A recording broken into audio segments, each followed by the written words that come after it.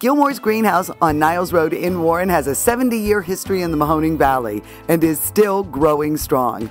Open year-round, Gilmore's has an extensive selection of flowers, plants, vegetables, and herbs, not to mention gardening supplies. And speaking of gardening, with an emphasis on food origin and organic, more people are gardening, and Gilmore's greenhouse is a helpful and knowledgeable source. We have owner and proprietor John Gilmore here with us, and we are talking herbs. There is absolutely no way you can cook anything without the seasonings, and fresh herbs are the best way to go. What is the best time to plant an herb, John? Well, again, a lot of the herbs, they have different like basil, for instance. Basil does not like a lot of cold, so you got to be careful not to get it out too early. Okay. People want to make sure they get their basil, but if they get it out too early, there's chances they're going to lose it. Things like the peppermints, the thyme, oregano, they can take the cold a lot better. Parsley, sage, and rosemary can also take the colder temperatures. How about dill? That looks like such a soft plant. Dill, I would just go a little cautious with dill, but it can take a lot of cold too. It can. It's harder than you think. For our area, which one of these blooms or grows the best? Well, I don't know if there's one that really does a lot better than, again, the peppermints, the spearmints, oreganos. It's pretty hard to kill. As a matter of fact, they kind of come invasive. Some people like to grow them in containers to try to control the growth, because they'll come up. It's wild. I put mine on the side of the house, and I'll tell you, every year it comes up bigger and better, and it's wonderful. Nearly everything sold at Gilmore's is grown on site from seed. This machine sucks up the seeds and distributes them in the soil-filled starter trays. These sweet basil seedlings are 3 weeks old. Wow. It's very sweet and delicious. Would you like a bite? Sure. Basil's the best thing in the world. Oh, I love it. I absolutely love it. Wow, is this a new variety? It's newer on the market, yes. I've never seen this. We had it last year for the first time. Wow, I'll have to pick some of this up. And you say without blooming, does that mean it'll get bushier then?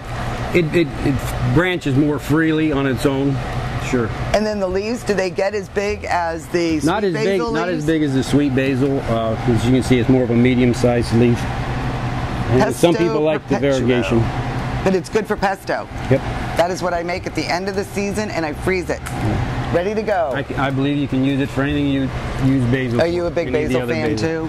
My mother-in-law is the cook, the Italian cook. And oh, well then she can't live without basil, it. Yeah. Parsley. Well, I find when I have mine in the ground, the bunnies love my basil. Sure. Is it true that marigolds, if you surround the area with marigolds, that detracts? I have a lot of customers who believe that. Yes. And maybe there's some truth to it. I myself have witnessed with my own eyes a bunny eating the flowers right off the top of a marigold. Really? So that's a little myth?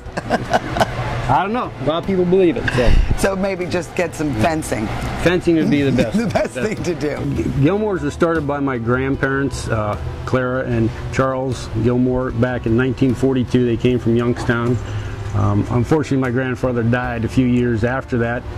My father, Robert Gilmore, who's still here every day, watering at the end of the hose.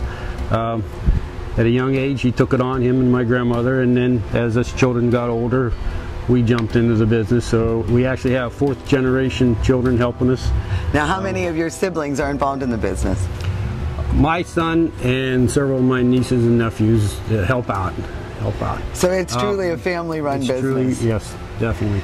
We're over on the vegetable side here at Gilmore's greenhouse, and look at the variety of all the different tomatoes. And you start these all from seed? We start these all from seed.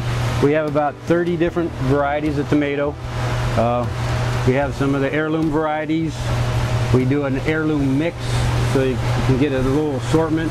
We have white, green zebra, yellow pear, hillbilly. I love the hillbilly one. I've not heard of that variety. The Beefmaster right here, the hillbilly. What do you recommend? Do you think there's certain tomatoes that are a bit hardier that work better in Ohio? We sell a lot of big boy, a lot of better boy, a lot of early girl.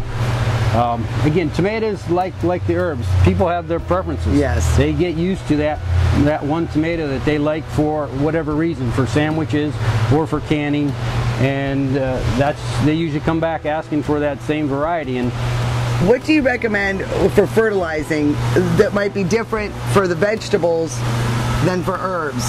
Does this take more of a fertilizer? Again, fertilizing, you want to watch the plant. Any of the vegetables, if you feed them too much, you're going to get big, luscious plants, but your fruit set won't be as plentiful as you might like it to be.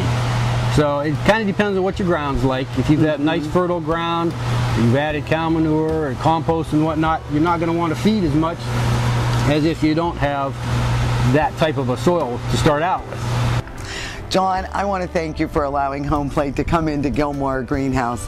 For 70 years almost, you've been feeding the valley with great herbs and vegetables, and then making it such a more beautiful place with all the flowers and annuals and perennials that you grow. Thank you so much. Thank you, Casey, for including us in your program.